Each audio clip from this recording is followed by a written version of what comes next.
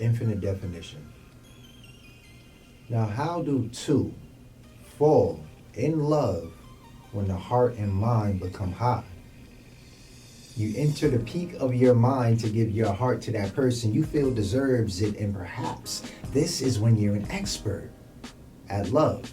So I guess they were saying the old saying about falling in love is, I guess, like a trap. Like you fall in love, you fall for a person, when actually I think it should be reversed. It's like your mind is high. You enter this high and you don't want to come down. Too deep to fully comprehend, and you get a new glimpse of it all the time through time if you pay attention. Love is like an unparalleled definition, like it stands alone. It's really that powerful. Is what makes a psychiatrist crazy and give a psycho sanity. It comes in peace, persuasively disarming understanding, and Webster would run out of pages trying to define this. Valentine was out of his mind. He tried to categorize it in a day. Love will make you say things you never thought you would, could, or should say. Didn't think you'd act that way. It writes cloud nine over a new victim's face. Makes you wobbly legged, googly eyed, hypnotically extracts logic between the chinks in the armor of your mind. It conquers your consciousness with no reciprocated fight. I guess you could say, I guess you can say that love is that powerful, where it supersedes logic. It just is. Like it doesn't make sense all the time. It's not even seeking to make sense. It just is. You know? It's trying to find a way, another alternative path to show you to follow, where you truly do have to go off a sense of faith because it doesn't make sense. Remember the days and nights with infinite time on the phone all night thinking, could this be it? Love. So yeah, I think everybody had that experience. Those times when you was on the phone all night and sometimes all day talking to that person that you felt like you was in love with. And I think at those times, man, we really were experts in love. We was giving the most valuable asset we had to a person, our time. Fine, but finally fine. Not the one you can live with, but the one you can't live without. It's the catalyst, the engine that beautifies art and life. Yeah, that shit sounds good, but seems more like a fairy tale fantasy. Yes, love makes you angry, vulnerable, deflates that ego, reveals the skeletons in your soul, lets you cry over it to get over it, knocks you out your comfort zone, sees confrontational. It loves you for who you are, but will never leave you the way you are. Now with that, I think there comes a point in time when love gets confused with jealousy.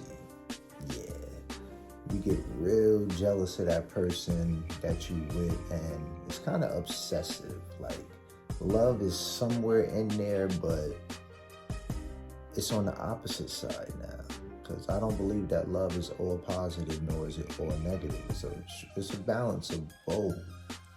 Having a little bit of jealousy just really means that you care. But when it turns into something obsessive, like possessive, like you feel like you need to possess this person and control their every move, is something else at that point. And that can get relatively scary. On the other schizophrenic end, it's a painful split reaction of jumping in front of a bullet. A depth of love that can only be noticed in the moment. Love is wiping the blood of the one you love with a fresh white t-shirt. It's having selective amnesia with their mistakes, because being human, it's not a cop-out. Now hold up. That line is not meant to co-sign on domestic violence. I'm not with that at all. That is a very estranged version of love, and I think if it gets that far, that you should seek help. You should seek outside counsel, and you should remove yourself from that person, because that's definitely more along those lines of possessive, and you need help. You need help. Either you the party that's the victim, or you the victimizer. A submissive sorry, simply saying hi, have a good day, night, holding a door or letting that person get in front of you in traffic. It's not magic, it's a practice. It's displaying your heart through your actions. An emotional roller coaster of potions. Hearts race, minds get misguided and high, rising to the occasion. Isn't it amazing that we will know more about love in the beginning than in the end? We give in. Being naive, hearts on your sleeve, completely trusting them with information detrimental to your reputation. Yes, love. Now, ladies, for men, if this man is sharing vulnerable information with you about himself that he would be embarrassed if it got out to anybody else, like his friends, his family, or just people in general, that is love. Trusting you with information detrimental to his reputation, yeah, that's love. And I think you are pitiful if you take advantage of that. Like if you just put that man on display after he's been crying on your shoulder, you'd be hard pressed for that man to ever trust you again. Never was blind, but it's us that turn a blind eye with an inexperienced mind tossed to the trials of life. Love is born innate, and karma is that thin line between love and hate.